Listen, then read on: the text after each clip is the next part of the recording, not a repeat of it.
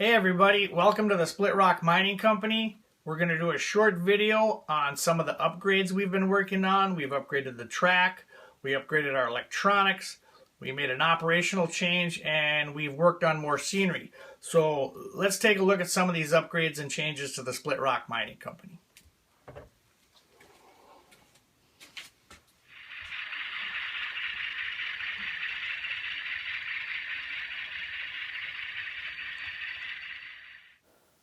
Let's take a look at the yard lead on the south end of Agate Bay Yard.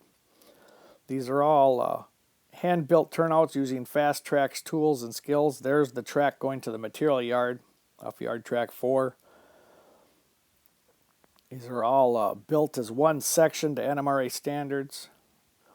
There is the single switch built for the engine escape from the main line to the arrival departure. And then we have the ore dock switch. That's the next one to be replaced. That'll be rebuilt when the new ore dock is finally put in. Here we have the crossovers that were built as one piece, all the NMRA standards, to allow from the arrival departure to yard track 1. Gives the yardmaster a little more flexibility in pulling empties right out to the departure track.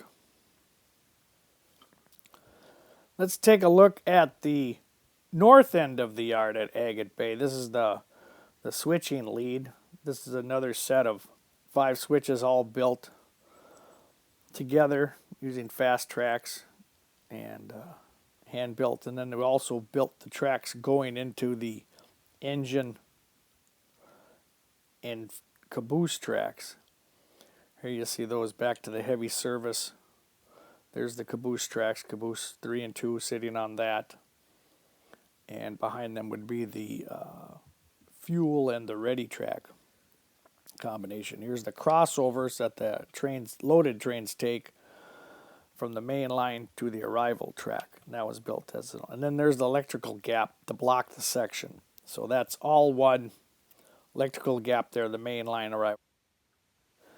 Now we'll look at the tracks going back to the engine and caboose. There's the lead off the main line, and it splits. The first one we come to is the south caboose track, and then it goes back. The switchback will go to the heavy repair shop, and there's the caboose track once again, and the ready and the fuel.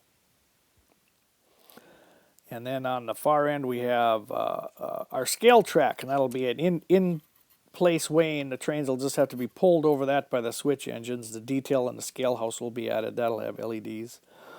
You have the single switch we replaced for the caboose track on the north end for shoving them in for servicing. And then we have the track leading to the rip tracks and the maintenance away.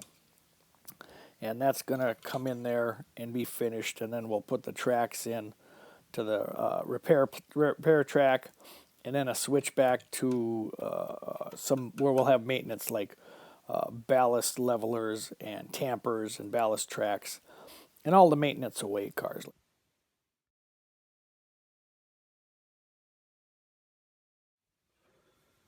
What we see here are some of the joint bars I've been adding to my rail in the yard. Most yards, even today, still are jointed rail. It's easier to replace a 39-foot length. So I've been using these Precision Design Company laser cut joint bars.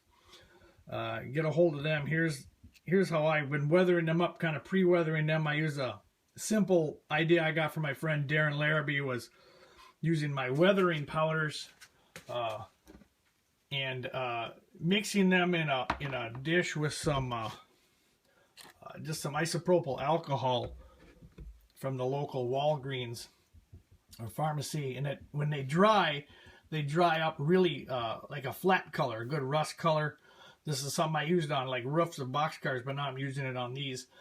And I'll show you some pictures. I'll add them in here, and it really works great. And check those out, Precision Design Company.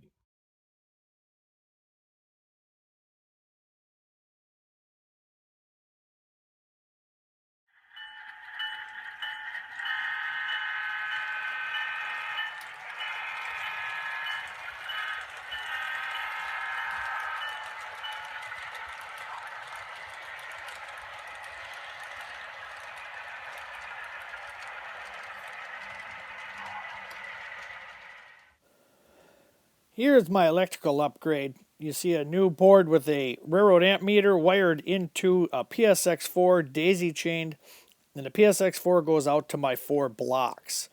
This is an upgrade from the PM42, and you can see my Digitrax booster and the power supply back there. This will really help with my short protection with all of my sound units.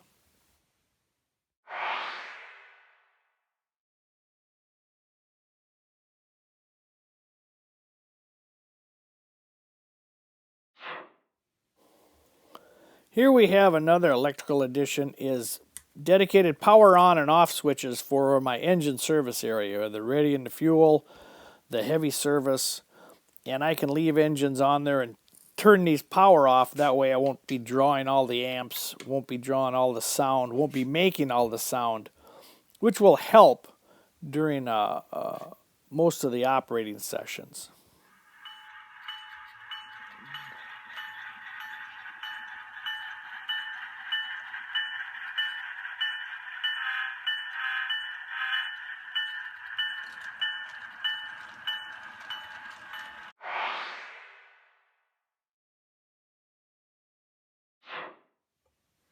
Here we see an operational change to the Christina Mine. We extended the tail track with a temporary track that is installed just for operating sessions.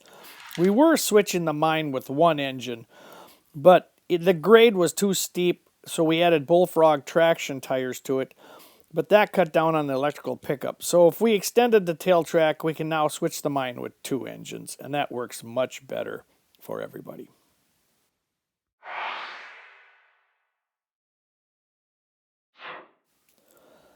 Here we see a little bit of the scenery I added, some of my artistic abilities or lack thereof of trying just to get a backdrop of birch trees and pine trees.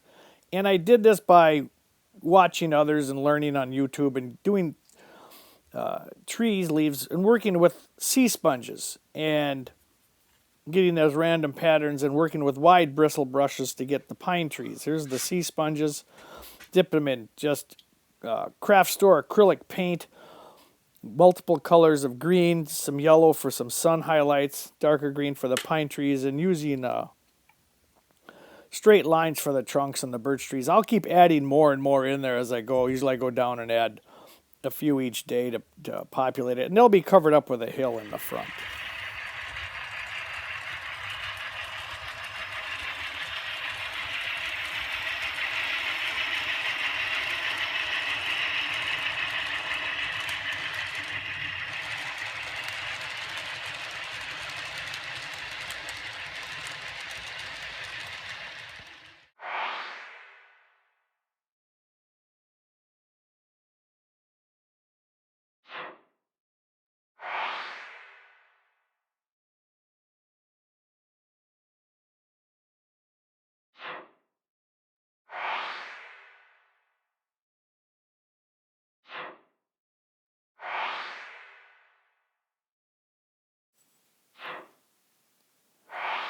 Model Rail Radio Podcast. Check them out.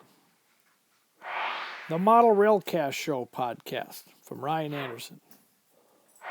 A Modeler's Life featuring Lionel Strang and Jim Rint. And join the NMRA today. Join the YouTube Model Builders, Facebook, Google+, and Twitter.